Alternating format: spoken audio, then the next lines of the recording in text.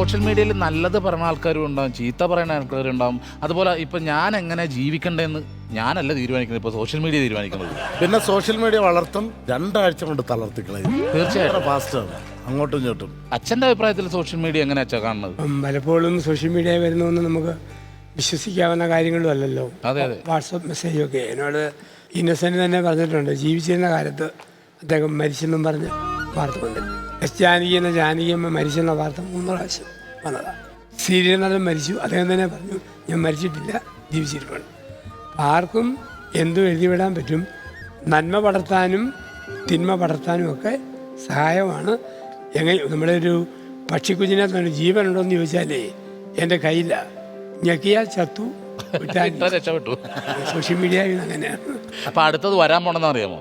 Social മീഡിയയുടെ variety ആയിട്ടുള്ള കുറേ സംഭവങ്ങൾ നമുക്ക് പറഞ്ഞു തരും. നന്മയുണ്ടാവും, തിന്മയുണ്ടാവും, എല്ലാം ഉണ്ടാവും. പക്ഷെ അത് അരച്ച് കലക്കുടിച്ച ആളാണ് വരാൻ പോണത്. ഇപ്പൊ ഒന്ന് കണ്ടാലോ നമുക്ക്?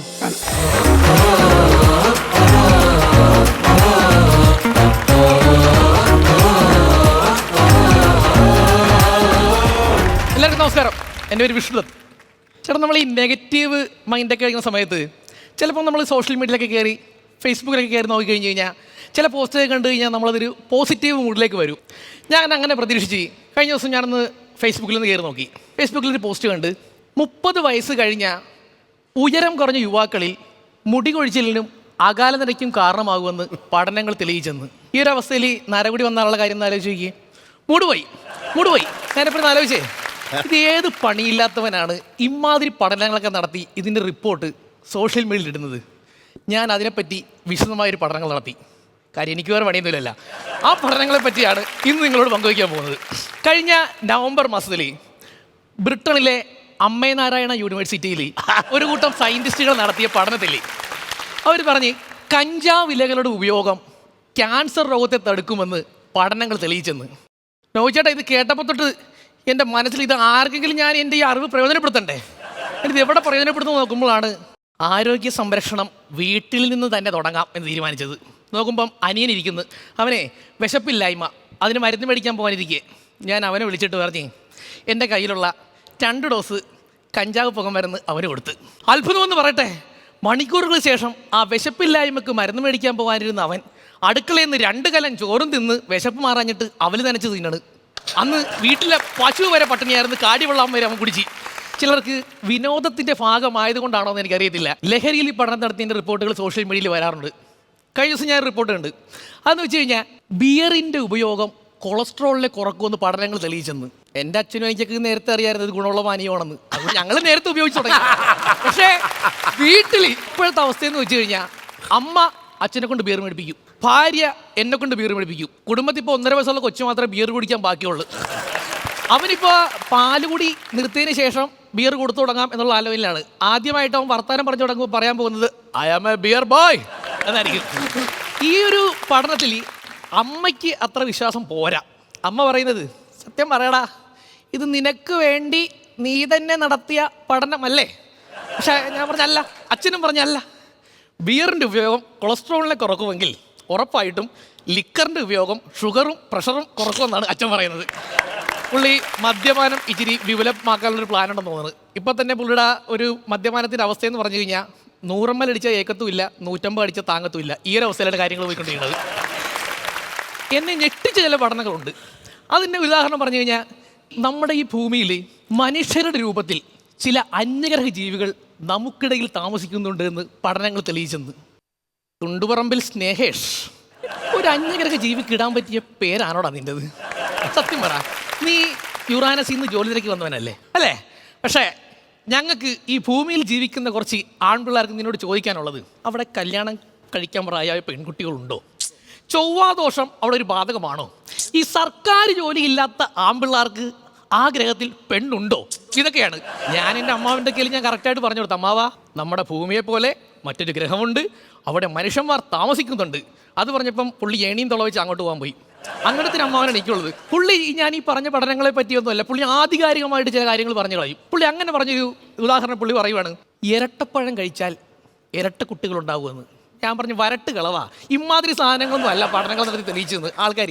ഇപ്പോൾ ഒരു ഉദാഹരണത്തിന് ഞാൻ പറയുകയാണെങ്കിൽ, അറബിക്കടലിൽ നിന്ന് തിരമാലകളെ കരയിലേക്ക് ചുരുട്ടി വിടുന്നത് ആരാണ്? ഇതിനെക്കുറിച്ച് അമ്മാവർ പറഞ്ഞു നടത്തിക്കൂടെ? അന്ന് വൈകിട്ട് തന്നെ അമ്മാവൻ ഒരു പൊന്തുവെള്ളം എടുത്ത് നേരെ കടലിലോട്ട് പുറപ്പെട്ടു. സത്യം പറയല്ല, ഞങ്ങളുടെ കുടുംബത്തിന് അമ്മാവനെ കൊണ്ടുള്ള ഏക ഗുണം എന്ന് പറഞ്ഞാൽ അതാണ്. കഴിഞ്ഞ മാസവും കൃത്യമായിട്ട് അമ്മായിക്ക് വിധവാ പെൻഷൻ കിട്ടി. പിന്നെ ഞാൻ ഫേസ്ബുക്കിൽ ഇങ്ങനെ പറയുമ്പോൾ ഒരു പോസ്റ്റ് കണ്ട്, നമ്മുടെ ഈ പരിപാടിയുടെ ഗ്രൂമറായിട്ടുള്ള രതീഷ് കാരക്കാട് അദ്ദേഹം ഫേസ്ബുക്കിലൊരു പോസ്റ്റ് ഇട്ടേക്കണ്. താടിയുള്ള പുരുഷന്മാർ കൂടുതൽ റൊമാൻറ്റിക് ആയിരിക്കുമെന്ന് പഠനങ്ങൾ തെളിയിച്ചു എന്ന് പറഞ്ഞിട്ട് പുള്ളി താടി നിറവിരിക്കുന്ന ഒരു പടം. സത്യം പറഞ്ഞാൽ ആ പോസ്റ്റ് കണ്ടപ്പം എൻ്റെ മനസ്സിൽ വളരെ സന്തോഷം തോന്നി. അതിൽ ഞാൻ ഇൻസ്പയർ ആയിട്ട് ഞാൻ അന്ന് രാത്രി ഉറങ്ങാൻ നേരത്ത് ഞാൻ കിടക്കുമ്പോൾ ഭാര്യയോട് ഞാൻ പറഞ്ഞു, ഡേയ് ഞാൻ താടി വളർത്താൻ തീരുമാനിച്ചു, ഇന്ന് മുതൽ ഞാൻ കുറച്ചുകൂടി റൊമാൻറ്റിക് ആയിരിക്കും. ഉടനെ പറയണേ, ചേട്ടാ താടി വളർത്തുന്നത് വളരെ നല്ലതാണ്, അതാകുമ്പോൾ കൊച്ചിനെ നമുക്ക് പേടിപ്പിക്കാം. കേട്ടിട്ടില്ലേ, താടിയുള്ള അപ്പനെ പേടിയുള്ളൂ. അവളുടെ വാക്യം കേട്ടിട്ട് കഴിഞ്ഞ ദിവസം 1.5 വയസ്സുള്ള കൊച്ചിനെ ഞാനന്ന് ചെറുതായിട്ടൊന്ന് വിളിച്ച് പേടിപ്പിക്കാൻ ശ്രമിച്ചു. കയ്യിലിരുന്ന ചിരട്ട തവി വെച്ച് ഒരൊറ്റടി. അമ്മേ, ഞാൻ അവളോട് 100 വട്ടം പറഞ്ഞിട്ടുണ്ട് കൊച്ചിനെ ചിരട്ടത്തവി കളിക്കാൻ കൊടുക്കരുതേ എന്ന്. കൊച്ചിനെയും കുറ്റം പറയാൻ പറ്റത്തില്ല, കയ്യെത്തുന്ന പാട്ടിലല്ലേ കൊച്ചിനടിക്കാൻ പറ്റൂ. ഈ ചിരിയുണ്ടല്ലോ ആയുസ് വർദ്ധിപ്പിക്കുമെന്ന് പഠനങ്ങൾ തെളിയിച്ചിട്ടുണ്ട്. പക്ഷെ ഒരുത്തൻ്റെ സെൻട്രൽ ബോട്ടിളയ്യ കഥ പറയുമ്പോൾ ഇമാതിരി ചിരിച്ചിരിക്കുന്നത് നല്ലതല്ല. നന്ദി. അല്ല, കുറേ ഏരിയ ഇങ്ങനെ തുന്നി പിടിപ്പിച്ച് അടിപൊളിയായിരുന്നു. Thank you. കുറേ ചിരിപ്പിച്ച്. അച്ഛാ നന്നായിരുന്നു. താങ്ക് യു ചോ. നല്ല അവതരണം, വളരെ ഫ്രീ ആണ്, സ്പോണ്ടേനിയസ് ആണ്. ഒത്തിരി നന്നായിരുന്നു കേട്ടോ. കൺഗ്രാജുലേഷൻസ്. വിഷ്ണു എന്തോ തീരാ നന്നായിരുന്നു. ഞാൻ എപ്പോഴും ആലോചിക്കണേ, വന്ന് പെർഫോം ചെയ്യണവരൊക്കെ എല്ലാവരും വളരെ റിഹേഴ്സൽ ചെയ്ത് നല്ല പക്കയായിട്ടാണ് വന്ന് ചെയ്തത്. പിന്നെ ഈ കണ്ടന്റിലുള്ള ഏറ്റക്കുറച്ചിൽ കൊണ്ടായിരിക്കും നമുക്ക് ഈ മാർക്കിൽ ചെറിയ വ്യത്യാസമൊക്കെ വരുള്ളൂ.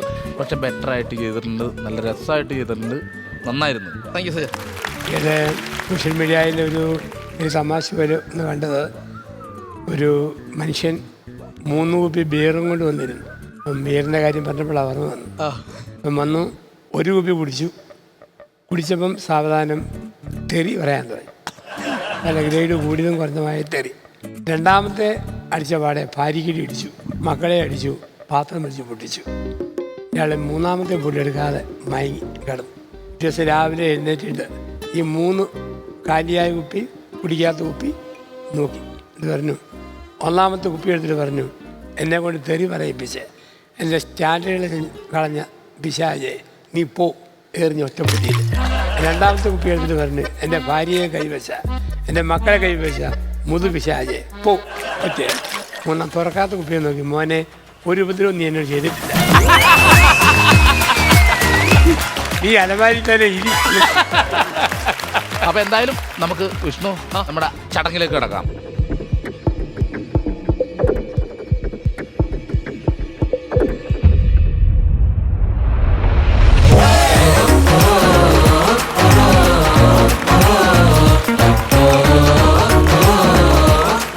വിഷ്ണുവിന്റെ മാർക്കാണ് ഇത്. മാർക്ക് മാത്രമല്ല, മോന്റെ കയ്യിൽ നിന്ന് ചെറുക്കിൽ നിന്ന് രക്ഷപ്പെടാൻ വേണ്ടിയുള്ള